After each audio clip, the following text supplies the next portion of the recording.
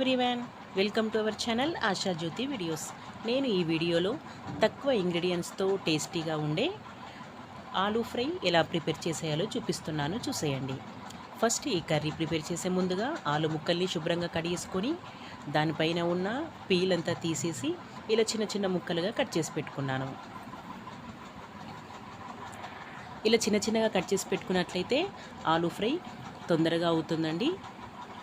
ఆ తర్వాత ఒక మందంగా ఉండే వెడల్పాటి గిన్నెని పెట్టేసుకొని కర్రీ చేసుకోవాలి. కర్రీకి సరిపడా ఆయిల్ వేసేసుకొని ఆయిల్ వేడెక్కిన తర్వాత ఆవాలు జీలకర్ర వేసేసి వేయించుకోవాలి. ఆ తర్వాత కట్ చేసుకున్న ఆలు ముక్కల్ని వేసేసి కలిపేసేయాలి. మనం తీసుకునే కర్రీ చేసుకునే గిన్నె కాస్త మందంగా ఉంటే అడుగు అంటకుండా కర్రీ చక్కగా అవుతుందండి. లేదంటే మీరు నాన్ స్టిక్లోనైనా చేసుకోవచ్చు.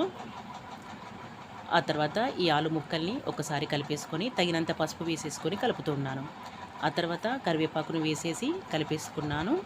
ఆ తర్వాత వెల్లుల్లి పేస్ట్ని కూడా వేశాను. ఇదంతా లో ఫ్లేమ్లో పెట్టేసుకొని మాత్రమే కలుపుతూ ఉండాలి.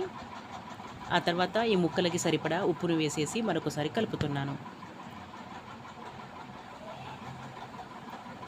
ఉప్పు వేయడం వల్ల తొందరగా ముక్కలు మగ్గిపోతాయండి.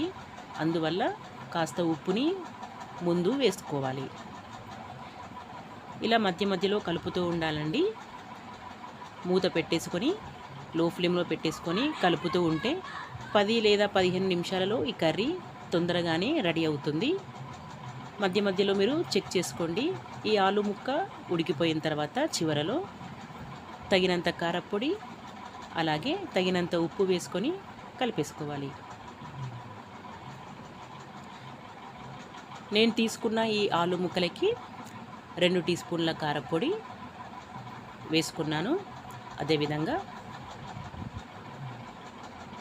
ఉప్పుని కూడా వేసేసి కలిపేశాను. మీ రుచిని బట్టి ఉప్పు వేసుకోవాల్సి ఉంటుందండి. ఆ తర్వాత ఎండు కొబ్బరి పొడి 2 టీ స్పూన్లు వేశాను. ఎండు కొబ్బరి పొడి వేయడం వల్ల కర్రీకి రుచి ఎక్స్ట్రా యాడ్ అవుతుందండి.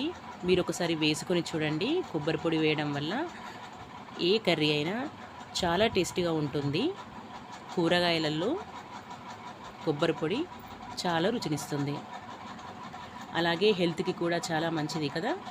కర్రీ టేస్టీగా ఉంటుంది, హెల్త్కి కూడా మంచిది. కాబట్టి మీరు తప్పకుండా చివరిలో కొబ్బరి పొడి వేసుకొని మీరు రుచి చూడండి. అంతే అండి. స్టవ్ ఆఫ్ చేసుకొని సర్వింగ్ చేసుకోవడమే. వేడివేడి అన్నంలో కలుపుకున్న చాలా బాగుంటుంది. అదేవిధంగా సాంబార్ రైస్లోకి కూడా చాలా టేస్టీగా ఉంటుంది. అంతే అండి. ఎంతో రుచిగా ఉండే ఆలూ ఫ్రై తప్పకుండా అందరూ ట్రై చేయండి. ఈ వీడియో మీకు నచ్చినట్లయితే లైక్, షేర్, సబ్స్క్రైబ్ చేయండి. మరొక రుచికరమైన వంటతో మరొక వీడియోలో మళ్ళీ కలుద్దాం.